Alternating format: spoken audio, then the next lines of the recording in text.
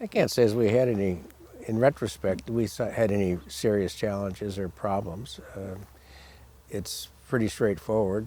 You just have to pay attention to detail and make sure you get the right components and you find the right people to help you. You have some dollars. Yeah, That's have the some biggest thing. capitalization is probably the biggest thing. Yeah, Yes, I but- think it's whether it's a winery or a vineyard.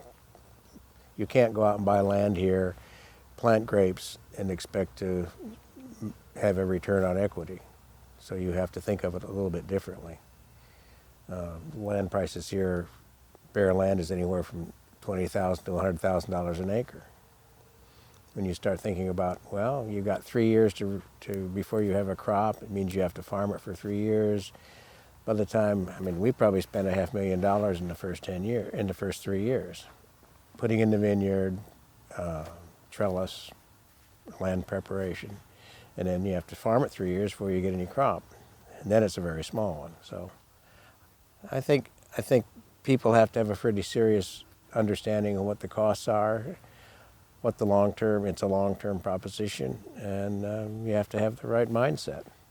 But I think the other interesting thing, just to back that up, is that we go to meetings, what they're called IPM, Integrated Pest Management meetings, where there are a lot of growers. They have them sort of all around Sonoma, but we go to the Russian River because that's the AVA we're in. But most of the growers there, that, like us, have come from other industries. They're scientists of some sort, or engineers, or they've already, this is sort of a career change. And there was one interesting, they started bringing, Sonoma State has a wine business course. So they brought students in to understand, what the business of growing is. And there maybe have been 20, and somebody asked, well, how many of you want to get into the wine business? All hands went up. How many do you want to own a vineyard? One person said that.